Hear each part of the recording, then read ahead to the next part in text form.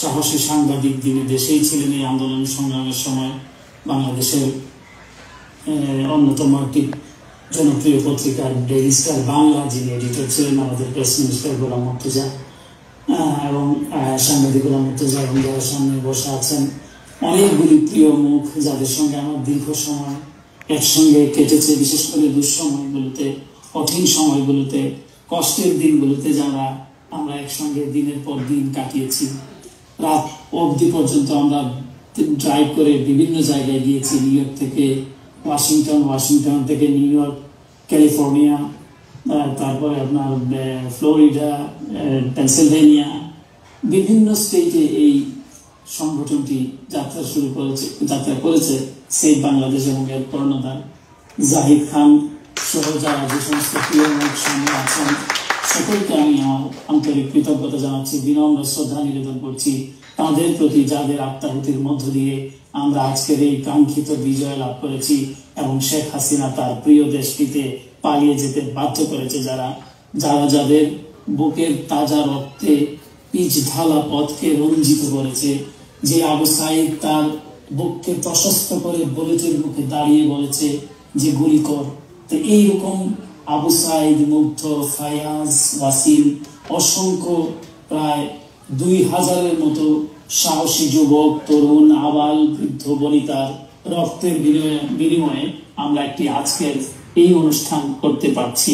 আমরা একটি বাংলাদেশের একটি হাসিনা মুক্ত বাংলাদেশ, ফ্যাসিস্ট মুক্ত বাংলাদেশ আমরা পেয়েছি। সেই জন্য আজকের দিনে আমি তাদের প্রতি গভীর শ্রদ্ধা নিবেদন করছি, গভীর সহানুভূতি জানাচ্ছি, সহমর্মিতা প্রকাশ করছি।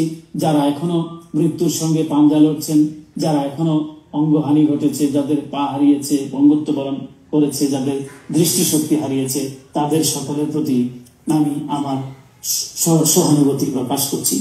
প্রথমে সেই বাংলাদেশ সম্পর্কে আমি খুব বেশি বক্তৃতা করবো না, আমার চেষ্টা করবো 5-7 মিনিটের মধ্যে শেষ করে দিতে, কারণ আপনারা দীর্ঘক্ষণ ধরে বক্তৃতা শুনছেন এবং আমরা সকলেই জানি। যেমন একটা বক্তৃতা আমি আগে সবসময় করতাম এবং এটা আমি অনেকদেরকে বলতাম, বিশেষ করে অনেক বিএনপি নেতাদেরকে বলতাম, আমি আলমগীর ভাইকে বলতাম, বিএনপি মহাসচিবকে, যে শেখ হাসিনা ফ্যাসিস্ট, স্বৈরাচার, এইগুলি বক্তৃতা দিয়ে বলে বোঝানোর দরকার নাই বাংলাদেশের মানুষকে।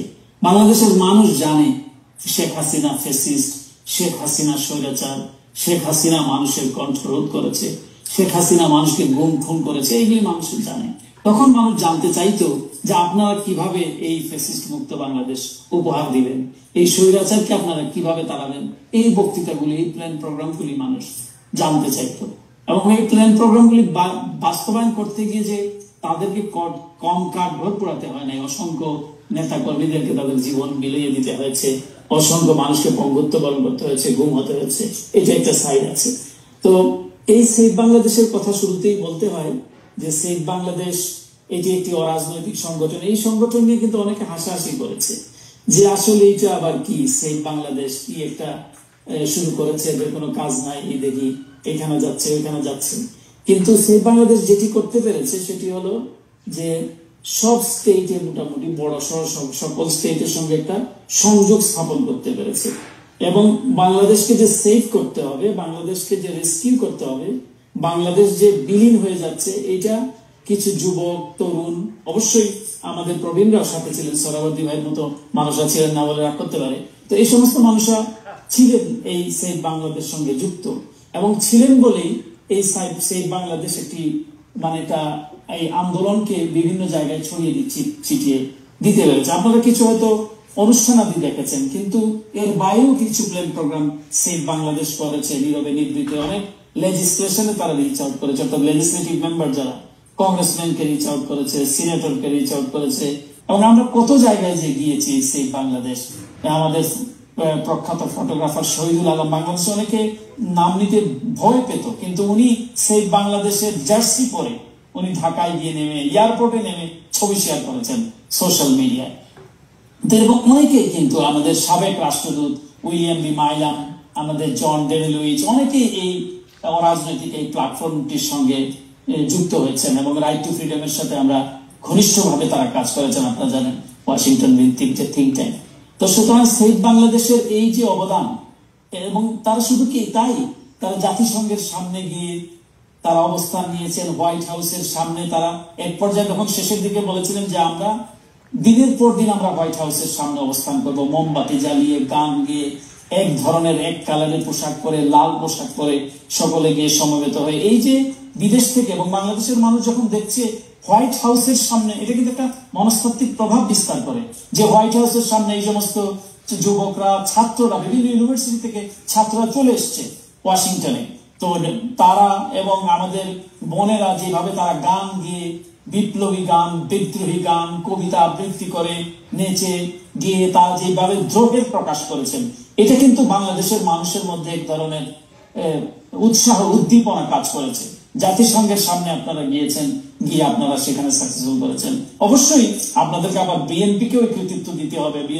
বিএনপি বলতে আবার অনেকে নাক ছিটকান, কিন্তু বাংলাদেশ জাতীয়তাবাদী দলকে এই কৃতিত্বটুকু দিতেই হবে। তারা কিন্তু এই দলের নেতাকর্মী, যারা এই দলকে সমর্থন করেন এবং তারাও কিন্তু এখানের সাথে সম্পৃক্ত হয়েছে। ইভেন যারা জামাতে ইসলাম কিন্তু নামে নাই আমেরিকায়, কিন্তু যারা এই দল সমর্থন করেন আছেন। আমি একজনের কথা বলতেই হয়, যেমন নাকি মতিউর রহমান নিজামের ছেলে, এখানকার ইউনিভার্সিটিতে পড়ান, আমাদের মাহফুজ ভাই। ওনাদের মাহফুজ ভাই অবশ্য এটা করেন, আবার ওনাদের সমমনা অনেককে উনি সংগঠিত করেছেন। আমরা এই যে টার্কিশ মসজিদে প্রায় 200-এর মতো ইসলামী মূল্যবোধ সম্পন্ন জামাতের রাজনীতির সঙ্গে যারা, বাংলাদেশের জনমত গঠনে আমার খুব একটা ভূমিকা ছিল বলে আমার অন্তত মনে হয় না। তবে একটা জিনিস আমি মানে গর্বের সাথে বলতে পারি যে, এবং আজকের প্রধান উপদেষ্টা তখন সংকটকালে, তখন তো আমাদের জন্য উনি একজন অভিভাবক এবং নোবেল বিজয়ী প্রফেসর মোহাম্মদ ইউনূস, তখন কিন্তু উনি প্রধান উপদেষ্টা নন, কিন্তু উনি যখন আমাকে তখন বলেছেন যে তোমার your voice become national voice, এর চেয়ে বড় আর কি হতে পারে। যে একজন তুই কিন্তু তখন বিভিন্ন জায়গায় তাকে মামলা দিয়ে জর্জরিত করা হচ্ছে, তুই তখন 6 তলা সিঁড়ি দিয়ে উপরে উঠছিলেন, তাকে এই 84 বছর বয়সে তাকে মামলা দিয়ে জর্জরিত করছিল। তো তখন কিন্তু এই যে বিভিন্ন জায়গা থেকে, শুধু বাংলাদেশ নয়, যখন আপনারা জানেন যে ভারতেও কিন্তু আমি সমভাবে ধিকৃত হয়েছে এবং আলোচিত হয়েছি। যখন 20 কোটি মুসলমানের দেশ ভারতে যখন নিপীড়নের শিকার হচ্ছে, যখন আমি বলতে শিখেছি, এবং সেখানকার আসাদুদ্দিন ওয়াইসির মতো বা কংগ্রেস নেতা রাহুল গান্ধীর মতো অনেকের আমি তাদের ধন্যবাদ আমি পেয়েছি, যেহেতু তাদের কংগ্রেসের ওই সময় ফান্ড বন্ধ হয়ে গিয়েছিল। এবং আমার ওই উত্তরের কারণে নয়াদিল্লিতে আপনারা দেখে জানেন ইউএস অ্যাম্বাসেডারকে তলব পর্যন্ত করা হয়েছে, শ্রীলঙ্কার ক্ষেত্রে, মালদ্বীপের ক্ষেত্রে। শুধুই তা না যে বাংলাদেশের ক্ষেত্রে বা আমি এটা সরকার বিরোধী মনোভাব নিয়েছিলাম, তা কিন্তু না। গণতন্ত্রের প্রশ্নে, মানবাধিকারের প্রশ্নে, এবং আমি এটাকে ধ্যান জ্ঞান হিসেবে নিয়েছিলাম যে কোনো মূল্যে আমাকে সেটি করতে হবে। আজকে একটা মজার কথা বলতে চাই যে সেই বাংলাদেশেরই কারণে আমরা নিউ ইয়র্কে একবার খাবার বাড়িতে বসে আছি। এই জাহিদ ভাই বসা, আরিফ ভাই বসা, ফজলে ভাই বসা, এখানে যারা উপস্থিত অনেকেই বসা। এর মধ্যে শেখ হাসিনার ওই মালের ভাই উনি এসে ঢুকলেন, এবং আমাদের এখানে তার বসারই কথা না, সে দ্রুত একটা চেয়ার টেনে বসার চেষ্টা করছে। আমি বলছি, আপনি দেখছেন না আমি এখানে কথা বলছি, আপনি একটু ওখানে বসেন। বলে না, আমি কি একটু বসতে পারি না, আপনার সাথে কথা বলতে পারি না? আমি বলছি, আগে ক্ষমতা ছাড়েন নিয়া, ক্ষমতা বিপদে পড়ে যাবেন, কিন্তু এই যে সবাই সাক্ষী রেখে বলতেছি, বিপদে পড়বেন, পালানোর জায়গা খুঁজে পাবেন না। শেখ হাসিনা তো চলে যাবে, আপনি তো আবার এদিকে সেদিকে আসতে চাইবেন, আপনি কিন্তু ঝামেলায় পড়বেন, এখনই ক্ষমতা ছেড়ে পালান। এবং এটা নিয়ে খুব সুন্দর রিপোর্ট করেছিল সেদিন আমাদের সাংবাদিক মনির আদার, এই মানব জায়গায় রিপোর্ট হয়েছিল। আমাদের কথা হলো, আমরা তাদেরকে চোখে চোখ রেখে কথা বলেছি। শেখ হাসিনার জন্য জাতিসংঘের ফ্লোরে দাঁড়িয়েছিলাম যে তোমার লজ্জা করে না যে তুমি একটা আনইলেক্টেড প্রধানমন্ত্রী 200 লোক নিয়ে জাতিসংঘে আসে, এটা বলবার জন্য, এবং শাউট করে বলেছি।